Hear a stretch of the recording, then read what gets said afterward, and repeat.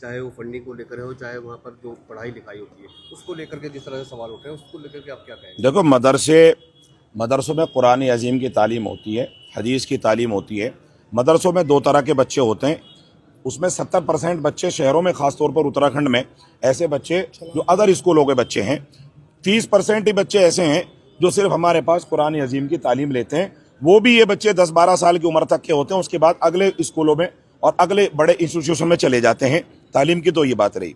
रहा फंड का मामला, फंड हमारे यहाँ इस्लाम में कुरान अजीम और हदीस के तहत हर मुसलमान के लिए अपनी कमाई में से 2.5% देना जरूर वाजिब है, लाजिम है। उसको कहते हैं ज़कात और सदका। हमारे यहाँ 3-4 तरह के फंड होते हैं। गरीब इमदाद देगा जिस पर ज़कात नहीं है, उससे ऊपर का वो अपने सदक़े देगा, सदक़े अमीर भी देता है। ऐसे जो मालदार लोग हैं वो ज़कात देते हैं। तो हमें जाने की ज़रूरत कहाँ है? रहा मसला, एक बात बताइए, मैं आपसे सवाल करता हूँ, आप मदरसे से जुड़े हुए हैं, आप दीनदार हैं, हिंदू हैं या मुसलमान हैं? मेरे साथ तो हिंदू भी जुड़े हुए हैं। क्या उनको भी फंड दे? उनको पैसे देने की वजह से तुम टेररिज्म कहोगे कि तुम मदरसे में कुरान के लिए पैसे दे रहे? मेरे पास ऐसे हिंदू भाई भी हैं जो कुरान के लिए, मदरसों के लिए पैसे देते हैं। तो क्या वो गलत काम कर रहे हैं? आपका बेटा, आप मदरसे जुड़े हुए, मुझसे जुड़े हुए हो, मिसाल के तौर पर आपका बेटा चला गया सऊदी अरब, वहां उसने 1 लाख रुपए कमा, उसने कहा पापा 2,500 रुपए रखे, यहाँ तो कोई लेने वाला है नहीं, मालदार लोग हैं, कहाँ भेजूं, कहाँ भेजेंगे इसको? आप बाहर से फंडिंग कहेंगे?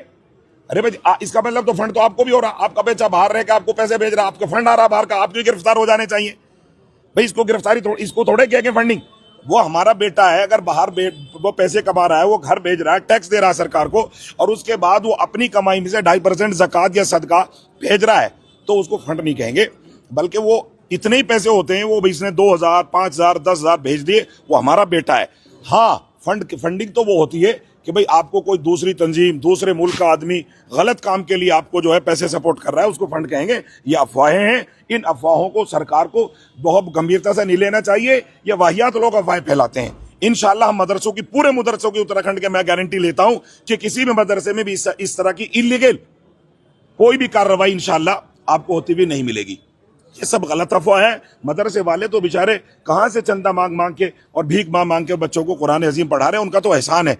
रहा मामला जो है वो इलीगल स्ट्रक्चर का, तो हमारे नईम भाई ने अभी बताया, हम इलीगल के साथ नहीं है, हम तो लीगलिटी के साथ हैं। हाँ, सरकार को चाहिए कि भाई कम से कम हमें बताए। हमारा हमेशा से कहना रहा, अगर हमें कोई कमी है, यार हम भी तो आपके हैं, सरकार हमारी है, हम भी वोट देते हैं, तो उनको चाहिए कि भाई आप में ये कमी है, हम उस कमी को दूर कर लेंगे। अब बताइए, सर मदरसे सील कर दिए, सरकार से पूछना चाहता हूं इन बच्चों का क्या होगा? ये बच्चे 10-15 दिन के बाद आ जाएंगे। सरकार को इन बच्चों से मोहब्बत नहीं है, अधिकारियों को इन बच्चों से प्यार नहीं, जो अधिकारियों को प्यार नहीं है इन बच्चों से। इसका मतलब सबका साथ, सबका विश्वास, गरीब बच्चे नहीं पढ़ेंगे।